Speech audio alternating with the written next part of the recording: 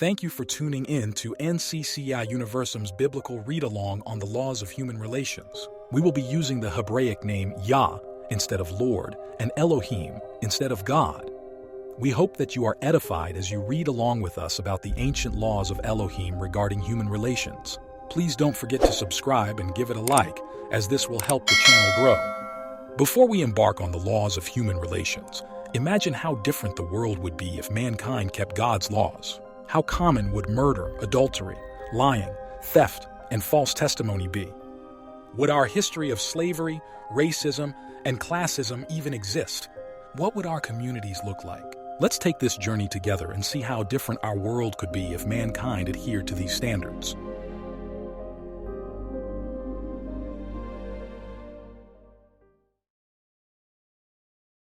Exodus 20, verse 1. Then Elohim gave the people all these instructions. Verse 2. I am Yah your Elohim, who rescued you from the land of Egypt, the place of your slavery. Verse 3. You must not have any other mighty one but me. Verse 4. You must not make for yourself an idol of any kind or an image of anything in the heavens or on the earth or in the sea. Verse 5. You must not bow down to them or worship them, for I, Yah your Elohim, am a jealous God who will not tolerate your affection for any other gods. I lay the sins of the parents upon their children. The entire family is affected, even children in the third and fourth generations of those who reject me. Verse 6. But I lavish unfailing love for 1,000 generations on those who love me and obey my commands. Verse 7. You must not misuse the name of Yah your Elohim. Yah will not let you go unpunished if you misuse his name. Verse 8. Remember to observe the Sabbath day by keeping it holy. Verse 9. You have 6 days each week for your ordinary work. Verse 10. But the seventh day is a Sabbath day of rest dedicated to Yah your Elohim. On that day no one in your household may do any work. This includes you, your sons and daughters, your male and female servants, your livestock, and any foreigners living among you. Verse 11. For in 6 days Yah made the heavens, the earth, the sea, and everything in them, but on the seventh day he rested. That is why Yah blessed the Sabbath day and set it apart as holy. Verse 13, you must not murder. Verse 14, you must not commit adultery. Verse 15, you must not steal. Verse 16, you must not testify falsely against your neighbor. Verse 17, you must not covet your neighbor's house. You must not covet your neighbor's wife, male or female servant, ox or donkey, or anything else that belongs to your neighbor.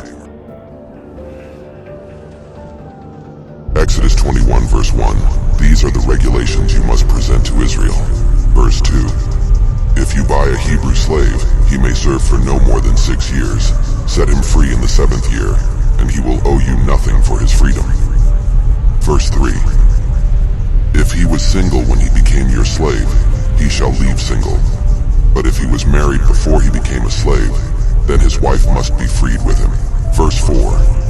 If his master gave him a wife while he was a slave and they had sons or daughters, then only the man will be free in the 7th year, but his wife and children will still belong to his master. Verse 5. But the slave may declare, I love my master, my wife, and my children. I don't want to go free. Verse 6. If he does this, his master must present him before the judges.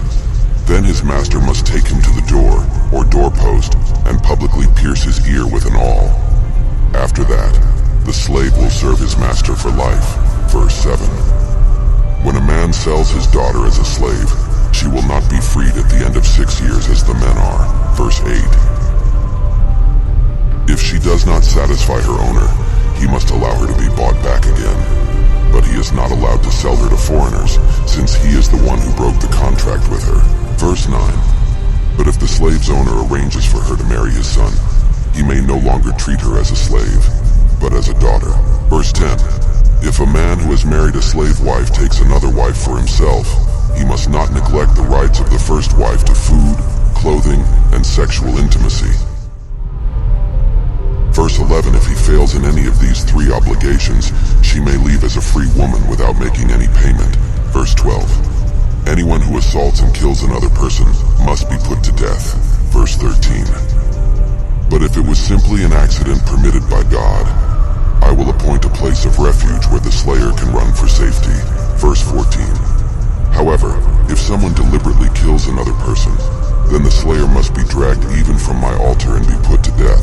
Verse 15. Anyone who strikes father or mother must be put to death. Verse 16. Kidnappers must be put to death, whether they are caught in possession of their victims or have already sold them as slaves. Verse 17. Anyone who dishonors father or mother must be put to death. Verse 18. Now suppose two men quarrel, and one hits the other with a stone or fist, and the injured person does not die but is confined to bed. Verse 19.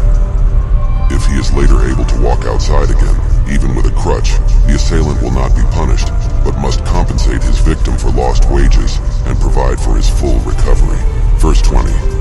If a man beats his male or female slave with a club and the slave dies as a result, the owner must be punished.